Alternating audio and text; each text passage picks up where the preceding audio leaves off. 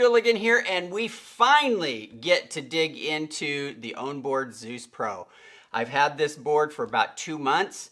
Had a little issue with it. We'll get into that here in just a little bit. Finally got the parts in to get the issue taken care of, and I now have about 150 miles on this board. 100 of those miles are with the repair. So I feel at this point in time I can begin to talk to you about the quality of this board. Since we've got some repairs, got some history with the board, and we've got a few miles put on the board. So I really feel that I can talk to you honestly and openly about this board. Now, this board is the onboard ZEUS Pro. As you can see, I did go with the forged carbon fiber this time. We got a little picture-in-picture going on down here. This is a beautiful deck. As you can see by the reflection, this board has 150 miles on it, and that reflection is still with 150 miles on it. It is a beautiful board. I love the the forged carbon fiber deck. I love the oil slick look that they have done with the trucks, as well as the bash guard and the belt guards. They've done a really nice job with this. This is an attention getter board. I'm just going to tell you right now.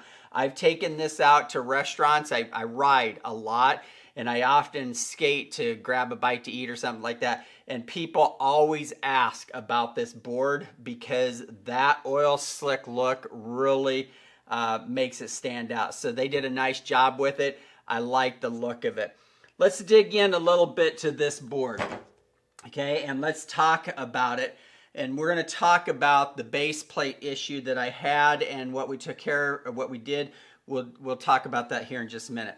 First of all, let's talk about the deck. This deck is the same deck that is on the onboard ZEUS original. And this deck is 38.5 inches long. It is a shorter board, and it is 10.5, basically 10.25 inches wide. It does have a really nice concave design to it. You're going to notice that we got a nice set of shoulders here with a lower dip in the center, and it really helps you lock in on this board. I love this deck. I feel very comfortable on this deck. Has the same foam grip tape on it, the same design, everything. At this point in time, I have not had any problem with this grip tape or the grip tape that is actually on the onboard ZEUS original. They've done a pretty nice job with it. No complaints there. Other than I did lose one of the little divots that covers the screws that hold the deck plate down, but that's a minor issue. So overall, deck. I really love this deck. I love the concave. I love the design. It is a shorter. I'm a shorter guy. I'm 5'5", and this fits me really well.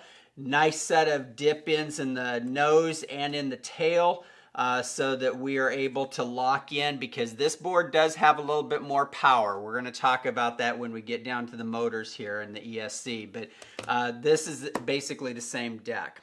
Okay, I am running the cloud wheels on this. I have also been doing some work with the MAD wheels, the 105s. I really like those, and there's going to be a video coming out on that within the week, so be looking for that. I also took out the original bearings on this, and I did replace them with the black mambas. I've been doing some work with some dragons, but I still haven't found anything to my satisfaction that beats those black mambas. So I actually almost have stock now in the black mambas. So I would really encourage those. One of the first things I did is I ripped those out and replaced them. Let's talk a little bit about the motors. The motors are still the same 6374s with the 170 kVs. A nice combo. This is the same motor that was on the onboard Zeus original. Nice combo. This board has some nice torque to it because it is at that 170. If you want some serious torque, you're going to probably get down into the 140s, but these have 170s. These are the 6374s, so we are putting out 3,400 watts on these motors. And I love these 6374s so far. They are practically on the vast majority of the boards that I have. Cannot complain about those at all. So they've done a really nice job with that. Let's talk a little bit about the innards of this. This does have the Mola cell. It has the 21700 Mola cell batteries in it. This one is the 936 watt-hour battery. I chose to go for the larger battery just purely and simply because you all know that I do like to ride. So I will spend 30 to 35 miles on a board. So far, this has done pretty well. It's done right around that 32 miles. And I'm running about 195 pounds now. Gained a little weight. I did lose a little, but I gained a little weight. So still hauling my fat butt around. But anyway, have not had too much of a problem with the Mola cell. Can't complain. It's charged up. It's depleted just like normal. Haven't had any problems with it dropping out or anything like that. This does have the Hobby Wing ESC 9028. Now, that is the same Hobby Wing that is in the OG, but what they've done is they've tweaked a little bit on this one because the acceleration, we still have the same modes, 1, 2, 3, and 4, but the acceleration is much stronger on this board than it was on the OG. That is one of the first things that I did notice right away. Also, the braking on this is better. The only problem that I have, and come on onboard, you guys can do this. We need to be able to modify that braking on this board. Some of the other boards have a braking of 1, 2, 3, 4. Another board that's running a VESC, a VESC, you can actually fine tune that down to, you know, individual digits. So come on board, let's get these so that we can modify that braking. But the braking is better on this board. As a matter of fact, I have slid these wheels several times in stopping, and that is also with the cloud wheel. So if I throw those Mad Skate 105s on, I don't get a skid. I do with these. Much better braking, much better acceleration. I do have to give them props on that. Now, let's dig into these trucks a little bit. Oh, by the way, the controller, exactly the same as the original. I was kind of hoping we maybe get a different controller, but maybe with the next iteration, we'll get a little bit different controller. Let's talk about these trucks for just a second, if we can, because I think this is really important. First of all, we've got a 12-inch hanger on these trucks. I really like these. These are forged trucks. The base plate is forged and CNC'd. So what they've done is they've kind of done a combo on that. And so far, I haven't had any problems with these. other than the base plates. Let's talk about that. So when I got this board, I had put about 50 miles on it, decided I was going to swap out the bushings, and what happened is when I removed the nut on the kingpin, it actually completely destroyed the threads. And it did it on the nose and it did it on the tail. So we firmly believe that probably when this board was assembled, these got slightly damaged. When I went to take them off, it pretty much finished it. Now, after getting a little help from a couple viewers on my channel, I did get OwnBoard to reply to me. There is a video about that up there, so you can watch that if you want to. They did replace the base plate, kingpin, and everything. They did send me a whole new set. Thank you, OwnBoard, for taking that up and getting that done. As well as they also sent me another set of kingpins, so in case I want to press this kingpin out and put a new one in and have a second set of base plates, I actually have those. So I appreciate OwnBoard taking care of that. Now, what they also did on these newly designed, and these are newly designed, they are not the same truck design as what is on the OG. What they also did is they moved to the Riptide pivot cups, and I noticed a big difference. I mean, that was huge, okay? Now, what I have done is when I got the new base plates in, I went ahead and swapped out my bushings because that's what I wanted to do when this was destroyed.